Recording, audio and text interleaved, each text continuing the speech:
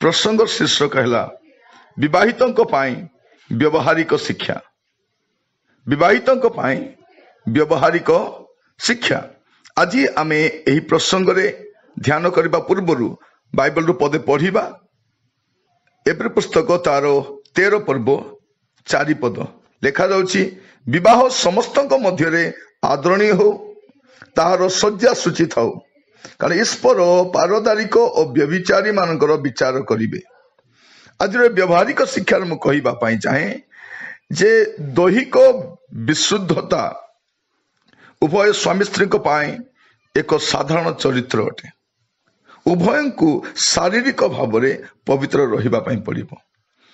आज समय हुए तो सामाजिक सांस्कृतिक आईनगत विषय को लक्ष्य करी हुए तो कहीं व्यभिचार दूर रही पारती, किंतु यह केवल सांस्कृतिक सामाजिक आईनगत दृष्टिकोण नुहे, किंतु आमर चिंताधारा रे आमानकर विशुद्धता रहिबा दरकार। परमेश्वर यह चाहती। विवाह रे शारीरिक मिलन जदियो ईश्वर द्वारा स्थापित, तथापि यह उपरे समस्त विषय आधारित नुहे। विवाह प्रथम आत्मिक तापर शारीरिक। जदि यही विषय व्यतिक्रम घटे, विश्वासघातकता धीरे धीरे प्रवेश करे। शारीरिक भावे आमे हुए तो सूची हो पारू, किंतु अंतकरण भ्रष्ट और व्यभिचार रे लिप्त हो पारे। नवविवाहित मान को कहवाई चाहे जे आनंद और हास्य रे परिपूर्ण ए जो आपण भीतर देखा जाए, जो उन्मादना देखा जाए, यही प्रेम प्रारंभ रे भल देखा जाए, किंतु धीरे धीरे धीरे कौन हुए यह विलीन होबाकू लागे। समय क्रम रे यह धीरे धीरे कमिबाकू लागे।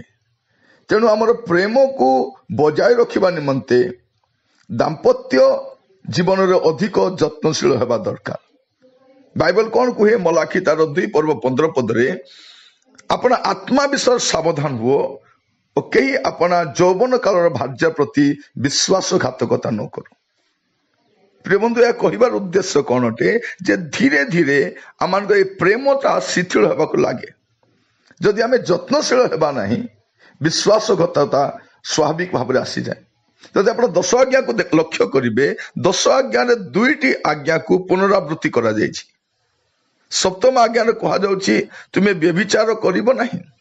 10म आज्ञा रे कहा जाउछि तुमे अपना प्रतिवास रे भार्या को लोभ करिबो नहीं। आपण एटा को आपण बारंबार बाइबल रे देखिबे, एटा को रिपीट करी करी लिखा जाउछि।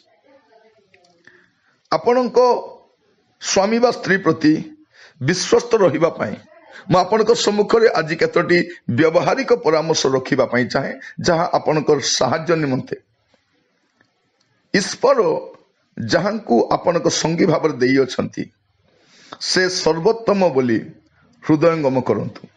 प्रथम कथा आपण हृदय रे मानि नियंतु जे प्रभु जहां को आपनक पई देई छंती से आपनक पई सर्वोत्तम अटंती। या हृदय सहित आपन को ग्रहण करिबा पई पड़िबो। जदि आपण भाबिबे नै मु काले भूल करी छी कि आउ कहा को बाहाइतले भलो ही थांता कि मोर रॉन्ग डिसीजन हे गला कि एटा नुह। ईश्वर जहां देई छंती संगी भाव रे आपण तांको सर्वोत्तम भाव रे ग्रहण करंतु एवं हृदयंगम करंतु। आ द्वितीय विषय, ईश्वर आम समस्त विषय जानती एवं आमर समय सब हस्त अच्छी, यह आप जानिबा दरकार। सब विषय से नियंत्रण करती। आम एकाथर के सब हो बोली आम भाविबा नहीं। परमेश्वर समय अनुसार पर्यायक्रमे आम जीवन सब कार्य करती। यह द्वितीय विषय आप मन रखा पड़ो, मन रखा पड़ो। आ तृतीय विषय,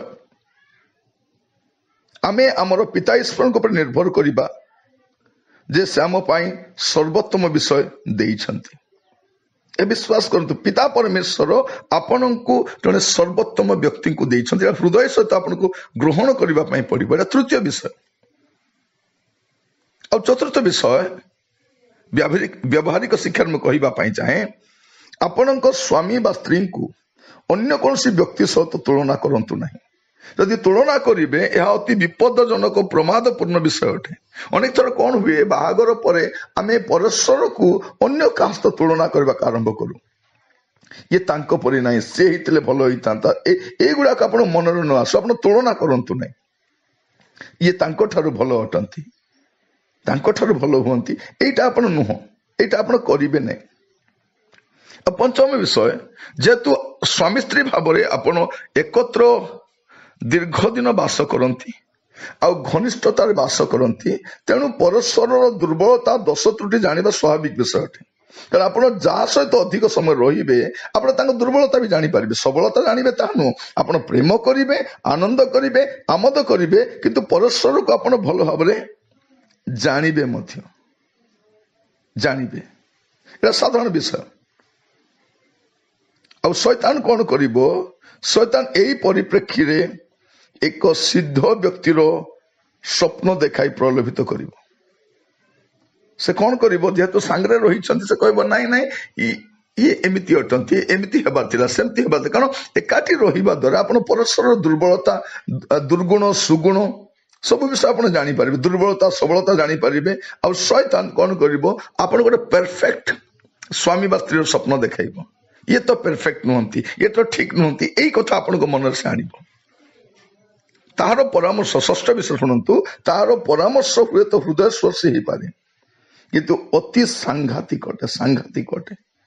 ଅନେକ ଲୋକ ଶୈତାନର ଏହି ପ୍ରରୋଚନାରେ ପଢିକି ଉତ୍ତମ ସ୍ୱାମୀ ପାଇବା ପାଇଁ, ଆଉ ଥରେ ଉତ୍ତମ ସ୍ତ୍ରୀ ପାଇବା ପାଇଁ ସେମାନେ ଅନ୍ୟତ୍ର ସମ୍ପର୍କ ରଖିଛନ୍ତି। ଆପଣର ସ୍ୱାମୀ ବା ସ୍ତ୍ରୀଙ୍କୁ ଛାଡିକି ଯାଇଛନ୍ତି, ସେମାନେ ଏବେ କାନ୍ଦୁଛନ୍ତି, କାରଣ ଶୈତାନ ସେଇ ସ୍ୱପ୍ନ ଦେଖାଇଲା। ତୁମେ ଏମିତି ଲୋକକୁ ବାହା ହେଇଛ ଯାହାଙ୍କର ଏତେ ଖୁଣ ଅଛି। ଅନେକ କୁହନ୍ତି ମୁଁ ତ ଜାଣିନଥିଲି ଏମିତି ବୋଲି, ମୁଁ ତ ତୁମକୁ ଏମିତି ବୋଲି ଜାଣିନଥିଲି, ତୁମେ ତ ଏ ପ୍ରକାର ବୋଲି ମୁଁ ଜାଣିନଥିଲି। ଏଇଗୁଡାକ କଣ ହୁଏ? ଧୀରେ ଧୀରେ ଭିତରେ ବସା ବାନ୍ଧେ, ଆଉ ତା ଦ୍ୱାରା ଗୋଟେ ବିଟରନେସ ଟା ବଢେ, ଆଉ ସେ ତିକ୍ତତାର ମୂଳ ଅଙ୍କୁରିତ ହୋଇ ଉଭୟଙ୍କୁ ତ ନଷ୍ଟ କରିବ, ପରିବାରକୁ ବି ନଷ୍ଟ କରିବ। ଏ ଆପଣ ଜାଣିବା ଦରକାର। ଏଇଟା ଆପଣ ମନରେ ଠିକରେ ରଖନ୍ତୁ ଯେ ଶୈତାନର ପ୍ରରୋଚନା ବେଳେ ବେଳେ ପଶିଯାଏ। ଆଉ ସପ୍ତମ ବିଷୟ, ମିଳିତ ଭାବରେ ଆନନ୍ଦ କରିବା ପାଇଁ ଶିଖନ୍ତୁ। ଆପଣ ସ୍ୱାମୀ ସ୍ତ୍ରୀ ମିଳିତ ଭାବରେ ଆନନ୍ଦ କରନ୍ତୁ। ଜଣେ ଜଣେ ଆନନ୍ଦିତ ହୁଅନ୍ତୁ ନାହିଁ, ଉଭୟ ଆନନ୍ଦିତ ହୁଅନ୍ତୁ। ଆପଣଙ୍କ ସମ୍ପର୍କ ଉଭୟଙ୍କୁ ଆନନ୍ଦ ଦେବା ଦରକାର, ଉଭୟଙ୍କୁ ଆନନ୍ଦ ଦେବା ଦରକାର। ଆଉ ଅଷ୍ଟମ ବିଷୟ, ପରସ୍ପରର ବୁଝାମଣା ସହିତ ସ୍ୱତନ୍ତ୍ର ପ୍ରାର୍ଥନାର ସମୟ ପାଇଁ ଟିକେ ପୃଥକ ହୁଅନ୍ତୁ। ଆପଣ ଦୀର୍ଘ ଦିନ ପୃଥକ ରୁହନ୍ତୁ ନାହିଁ, ଏକାଠି ରୁହନ୍ତୁ। ପ୍ରାର୍ଥନାରେ ବ୍ୟାଘାତ ଘଟିପାରେ, ଯେମିତି ପ୍ରଥମ କରନ୍ତୀୟ ତାର 7 ପର୍ବ 5 ପଦରେ ଆମେ ଦେଖୁଛୁ ଯେ ପ୍ରାର୍ଥନାରେ ବାଧା ଘଟିପାରେ। ସେଇଥିପାଇଁ ପରସ୍ପରକୁ ବୁଝାମଣା ହେଇସ, ମୁଁ ଅଳ୍ପ ଦିନ ପ୍ରାର୍ଥନାରେ ରହିବି, ମୁଁ ଫାଷ୍ଟିଂରେ ରହିବା ପାଇଁ ଚାହୁଁଛି, ବା ମୁଁ ବର୍ତ୍ତମାନ ମୋ ପ୍ରାର୍ଥନାରେ ବସିବି, ମତେ ଡିଷ୍ଟର୍ବ କର ନାହିଁ, ଏଇଟା କହିକି ଆପଣ ଅଳ୍ପ ସମୟ ପାଇଁ ପୃଥକ ରହିପାରିବେ, କିନ୍ତୁ ମନେ ରଖନ୍ତୁ ଶୀଘ୍ର ମିଳିତ ହେବେ। এটা ଅଷ୍ଟମ ବିଷୟ। ଦୀର୍ଘ ସମୟ ସେବା କାର୍ଯ୍ୟ ପାଇଁ ବା ବିଭିନ୍ନ ଆଳ ଦେଖେଇକି ପରସ୍ପର ଠାରୁ ଅଲଗା ରହିବେ ନାହିଁ, କାରଣ ସେଇ ସମୟରେ ଶୈତାନ କାର୍ଯ୍ୟ କରେ। ଆଉ ନବମ ବିଷୟ, ଆପଣଙ୍କ ମଧ୍ୟରେ ଉଠିଥିବା ଯୋଉ ବିଭିନ୍ନତା ଗୁଡ଼ିକ ଦେଖାଯାଉଛି ତାକୁ ଧୈର୍ଯ୍ୟ ଆଉ କଥାବାର୍ତ୍ତା ମାଧ୍ୟମରେ ସମାଧାନ କରନ୍ତୁ। ଅନେକ ବିଭିନ୍ନତା ଦେଖାଯାଏ, ସ୍ୱାମୀ ସ୍ତ୍ରୀ ମଧ୍ୟରେ ଅନେକ ବିଭିନ୍ନତା ଦେଖାଯାଏ, କାରଣ ଦୁଇ ଜଣ ଏକାଠି ରହିଲେ ମଧ୍ୟ, ଆପଣ 50 ବର୍ଷ ଏକାଠି ରହିଲେ ମଧ୍ୟ ଦୁଇ ଜଣ ଭିନ୍ନ ବ୍ୟକ୍ତି ଅଟନ୍ତି। ଏ ବିଭିନ୍ନତାକୁ ଆପଣ ଧୈର୍ଯ୍ୟ ସହକାରେ କଥାବାର୍ତ୍ତା ଦ୍ୱାରା ତାର ସମାଧାନ କରନ୍ତୁ। ଆପଣ ଚେଷ୍ଟା କରନ୍ତୁ ଶାନ୍ତିରେ ରହିବା ପାଇଁ। ଆଉ ଦଶମ ବିଷୟ କହିବା ପାଇଁ ଚାହେଁ, ଆଉ ତାହା ସତ୍ୟ ବିଷୟ ହେଉଛି ଯେ ସିଦ୍ଧ ସ୍ୱାମୀ ବା ସିଦ୍ଧ ସ୍ତ୍ରୀ କିମ୍ବା ସିଦ୍ଧ ଦମ୍ପତି ବୋଲି କିଛି ନାହିଁ। ଗୋଟେ ପରଫେକ୍ଟ, ଆମେ କହୁଛୁ ନା ପରଫେକ୍ଟ ଯୋଡି, ପରଫେକ୍ଟ ସ୍ୱାମୀ, ପରଫେକ୍ଟ ସ୍ତ୍ରୀ, ଏମିତି କିଛି ପରଫେକ୍ଟ ନାହିଁ। ଆମେ ସବୁ ଇମ୍ପରଫେକ୍ଟ ଅଟୁ। ଆପଣ ଗୋଟେ ସିଦ୍ଧ କମ୍ପ୍ଲିଟଲି କମ୍ପ୍ଲିଟ ସ୍ୱାମୀ ପାଇପାରିବେ ନାହିଁ, କମ୍ପ୍ଲିଟଲି କମ୍ପ୍ଲିଟ ସ୍ତ୍ରୀ ପାଇପାରିବେ ନାହିଁ, ଅନେକ ଦୁର୍ବଳତା ଥିବ। ସିଦ୍ଧ ଦମ୍ପତି ବି ନାହିଁ। ଆମେ ଯୋଉମାନଙ୍କୁ ସିଦ୍ଧ ବୋଲି କହୁଛୁ ସେମାନଙ୍କ ଜୀବନରେ ମଧ୍ୟ ଅନେକ ଦୁର୍ବଳତା ଅଛି, ଅନେକ ଦୁର୍ଗୁଣ ରହିଛି। ସେଗୁଡାକୁ ସେମାନେ ମିଳିତ ଭାବରେ ଏକତ୍ର ସମାଧାନ କରିବା ପାଇଁ ଚେଷ୍ଟା କରିବା ଦରକାର। ଏଇଟା ବିବାହିତ ମାନଙ୍କ ପାଇଁ ଗୋଟେ ସାଧାରଣ ବ୍ୟବହାରିକ ଶିକ୍ଷା ଭାବରେ ମୁଁ ଆଜି ଉପସ୍ଥାପନ କରୁଛି ଆଜିର ପରିବାର ସମାଚାରରେ। ଆପଣ ଏହାକୁ ବାରମ୍ବାର ଶୁଣନ୍ତୁ, ଯାହା ଦ୍ୱାରା ଆପଣଙ୍କ ପରିବାରକୁ ମଜବୁତ କରିପାରିବେ, ପରିବାରକୁ ରକ୍ଷା କରିପାରିବେ। ପରିବାରରେ ଥିବା ପୁଅ ଝିଅ, ବାପା ମା, ବନ୍ଧୁବାନ୍ଧବ ସମସ୍ତଙ୍କୁ ଏକାଠି ଆପଣ ଦୁହେଁ ବାନ୍ଧିକି ରହିପାରିବେ। ଯଦି ଆପଣ ଦୁହେଁ ଏକାଠି ରହିବେ ନାହିଁ, ଆପଣଙ୍କ ପରିବାରକୁ ଏକାଠି ରଖିପାରିବେ ନାହିଁ। ତେଣୁ ଲେଖାଯାଉଛି ବିବାହ ସମସ୍ତଙ୍କ ମଧ୍ୟରେ ଆଦରଣୀୟ ହେଉ, ତାର ଶଯ୍ୟା ସୂଚି ଥାଉ, ଈଶ୍ୱର ପାରଦାରିକ ବ୍ୟଭିଚାରୀ ମାନଙ୍କର ବିଚାର କରିବେ। ତେଣୁ ଚେଷ୍ଟା କରନ୍ତୁ ଆପଣ ମାନଙ୍କର ଦୈହିକ ବିଶୁଦ୍ଧତା, ଶାରୀରିକ ବିଶୁଦ୍ଧତା ଏଇଟା ଗୋଟେ ସାଧାରଣ ଚରିତ୍ର ଅଟେ। ଖ୍ରୀଷ୍ଟିଆନ ଜୀବନ ସାଧାରଣ ଚରିତ୍ର ଅଟେ। ଅନେକ ଡରନ୍ତି ନାହିଁ ସାମାଜିକ ପାଇଁ, ସାଂସ୍କୃତିକ ପାଇଁ ଡରିକି, ଆଇନଗତ ବିଷୟରେ ଡରିକି ବ୍ୟଭିଚାର ଦୂରରେ, ସେଇଟା ନୁହଁ। ମୁଁ କହିବା ପାଇଁ ଚାହେଁ ଆପଣଙ୍କୁ ଅନ୍ତରରେ ବିଶୁଦ୍ଧ ରହିବା ପାଇଁ ପଡିବ। ଏହା ଈଶ୍ୱର ଦୃଷ୍ଟିରେ ଉତ୍ତମ ବିଷୟ ଅଟେ। ପ୍ରଭୁ ଆପଣ ମାନଙ୍କୁ ଅନୁଗ୍ରହ କରନ୍ତୁ, କାରଣ ବିବାହ ପ୍ରଥମରେ ଆତ୍ମିକ, ତତ୍ପରେ ଶାରୀରିକ। ପ୍ରଥମେ ଶାରୀରିକ ନୁହଁ, ଶରୀର ସବୁ କିଛି ନୁହେଁ।